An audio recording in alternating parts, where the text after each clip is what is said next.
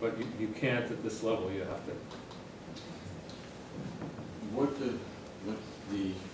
is the Kabbalah orientation on the separateness and unity of the individual selves at the top? It's a good question, but I'm not sure I understand what you're asking. It's a difficult question to ask. In two plain terms, is there a Kabbalah concept of the unity of all souls into an overriding oneness? At this level. Not at this level. Oh, no, I'm talking about at the Neshama. Right. Because you've been articulating it as an individual. And yet, in my sense, my limited sense of the more infinite parts of ourselves is that there's a joining, there's a part where the individuality fades. Well, the individuality only takes place because of the separation. The same thing the Dalai Lama talked about. Give all blame to the original cause, which the Kabbalists would say the original cause is that we had to separate into duality in order to create function. So does Kabbalah use the word neshama interchangeably with like God or Allah or deity or no. oneness or no. Yahweh or anything? The Kabbalists would say that the best we can talk about is our experience of God. We can never talk about God, because you'd have to get beyond the ayin to get to what God potentially is. So they would not say... It doesn't stop everybody else from doing it, does right, it? and they would say that that's a... I don't know what word they would use, but they would say that you can't... Words can't really describe what God is. When you do that, that's you're describing your relationship with God, the God inside you. What about Conversations with God, all that series of books? They would say that that's the God that you were experiencing, but not the ultimate God, that it's way beyond anything like that. And it's past the ayin, which we talked about, which is non-existence, to get to that point.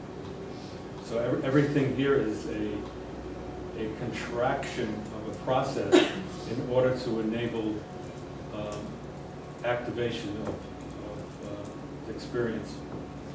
The Tao that can be talked about is not the Tao. Yeah. What they make it clear is this is the creation process, but it's not. It's not created. It's the creation, but it's not the creator. So I mean, they're very careful that it's a sacrilege. I mean, the true Kabbalists wouldn't use the name for God. And they would never say. That's what a lot of people confuse when they talk about. When you read a lot of books that talk about Kabbalah, when I know they don't know what they're talking about, is when they talk about the Kabbalist idea of what God is. I mean, that was the last thing they would say. They would say that that's our experience of God. That's the way we can experience God's love. That's the way we can experience, but it's all reflection. It's not God is. It's something that we can't access and nor can we describe. We can only describe our own experiences. Does the healing process continue beyond? I mean, how does it move into the fourth level? That's next week. You've already had it though, you know it. Okay, so no, part of it, when we were talking about though, that it can only be known through reflection. Right. So how is it that progression? That's the human experience of healing. Okay. It's not the ultimate healing. Which I think is probably similar to the human, but maybe not identical. Because to heal, something has to already be broken. And remember, the original intention wasn't going to be broken, it would be self-regulating. So when you suppress something, you dysregulate. So if you start seeing you as the ultimate purpose, you're going to do what it takes to enlarge yourself.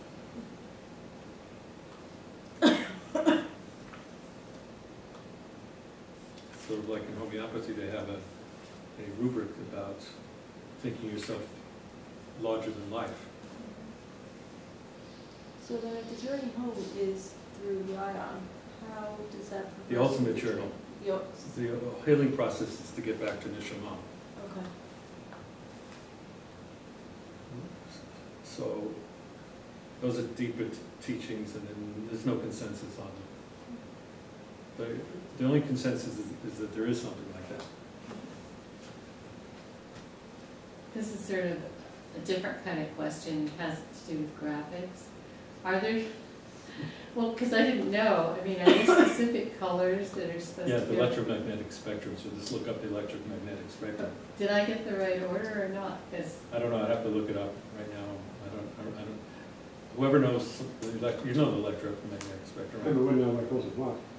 Well, if this goes up, it would go. well, I kind of The did. denser would be here, Red, so the red would be that, and it goes, I think it goes to green, I think it's pretty close, I don't know all of my heart. yellow, Full circle would be the top. Yeah. kind of. And then that's white kind is of the white, top. purple. Catcher is the white. Yeah, so you can't go exactly that way because there's some right and some left, so that's, I'll look it up. and you'll tell me. Yeah. I'd have to think about it. All right, because I think this is important actually, Yeah. because then I was thinking that I could then I thought I gave shade- you, I thought you did one which was Oh, correct. no, I didn't do that. Roseanne did. Roseanne did, so one of the ones I sent you was correct. Well, I kind of went off that, but That's correct, that one we did check. this one, but Yeah, this is the correct one. Whatever, you can change the colors a little bit, but it's, I changed it a little bit but to make it, that's electromagnetic spectrum. all right, then I Well, did, the golden outfit. that's, yeah, what about that gold there? That's under the rose spinning circle. That would be orange, I Orange is way at the bottom, The orange further down. think. yeah, And we need to re-go over again. Yeah. Okay. all right. Well, and so one other thing, I'm sorry, I really want to ask you while I'm here in person. I was thinking each realm could be shaded a very simple color too, to show where the realms are Yeah. on the tree. Yeah, we can do that. All right, 4 worlds. Okay, everybody feel like they know the physical, emotional, and the mental levels? We got a downfall. Yeah, so this is basically this, remember the Kabbalists were very structurally oriented and process oriented. Okay, so we'll do a meditation on that. And unless there's any questions before that? No?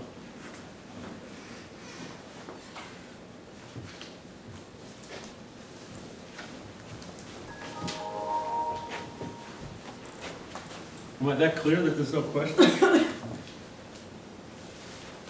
Yes. we have to meditate on it. Yeah.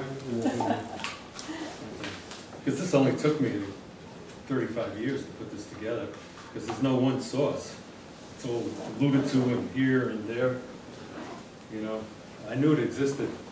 And I don't know, did I tell everybody that when I was in New York, and everybody knows I'm not a computer person. So I stayed with somebody that's took a retreat with me in Esalen. And it was a block and a half from the Beacon Theater. And he let me stay in his son's bedroom, who was away at college. And it was 3 hours different, so I was wide awake, and they didn't want me to come out to wake anybody up. So it was me in this room, and I didn't have anything with me. There was nothing but computer programming books.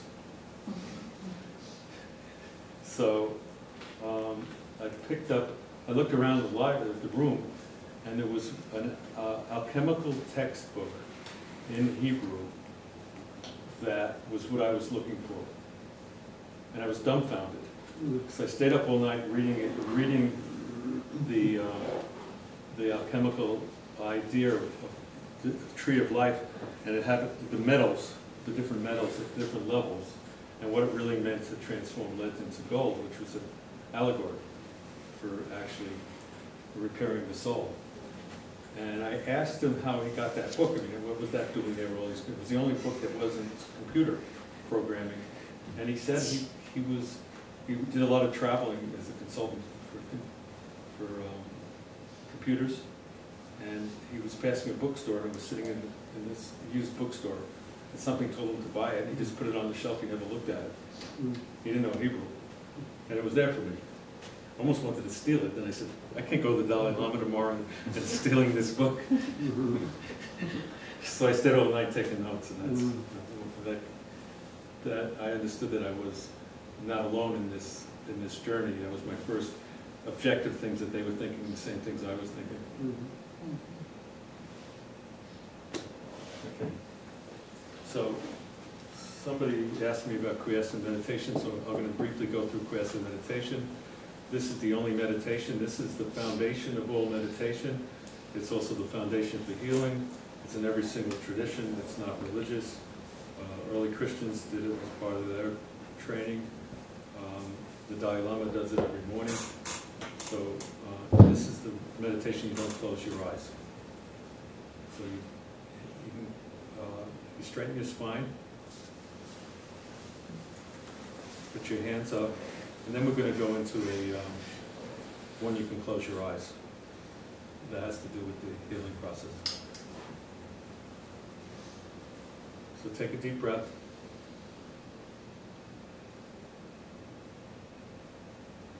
Just allow all the energy to go through you. Try to time your breath in and out in a way that's comfortable, allowing the breath to go into your belly.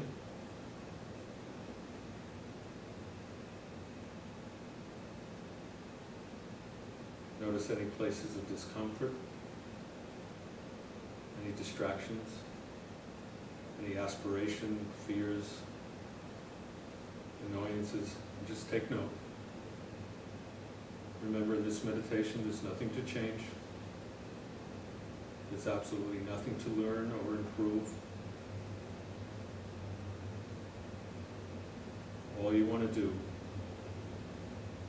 is observe. There's no interpretation. There's nothing to understand. Just take a few moments, and if your mind becomes distracted or wanders, just observe your mind becoming distracted and wandering. And just see what comes across your mind without wanting to change anything, without wanting to keep any of these thoughts.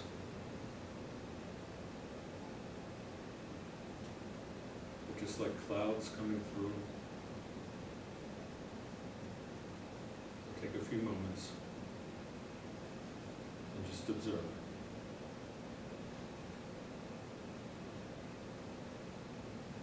Remember to bring your breath. Don't close your eyes. The Dalai Lama said you'll get as much benefit from closing your eyes as watching cartoons. So all you need to do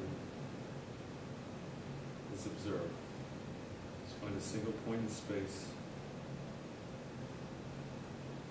Just observe.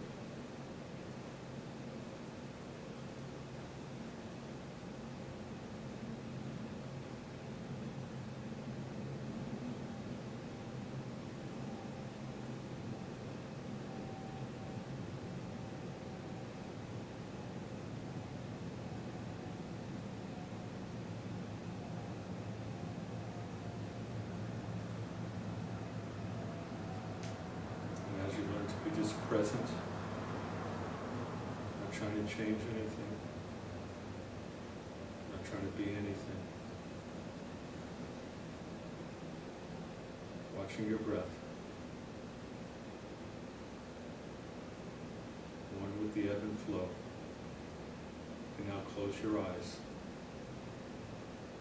We're going to go through the healing process briefly. Keeping in mind that we're in the physical realm of doing. Just allow your breath to take place and spend a few moments just being. There's no need to change. There's nothing to hold on to. You just experience yourself just being. There's no deadlines. There's no financial pressures. There's no interpersonal conflict. All you need to do, there's no symptoms. And realizing that non-doing goes through 4 stages. The reality of impermanence,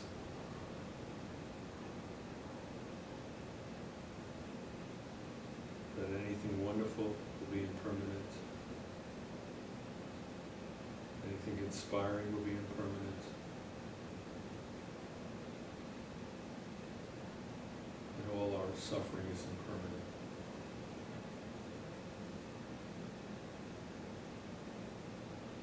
No matter what you have in this realm, it will change.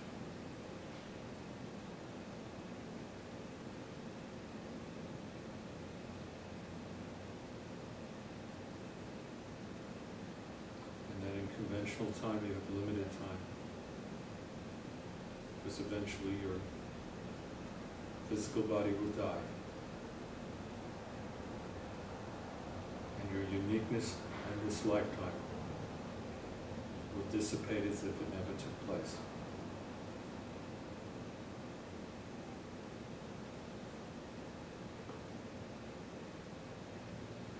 And all your ignorances and aversions and all your desires, the feeling of being incomplete,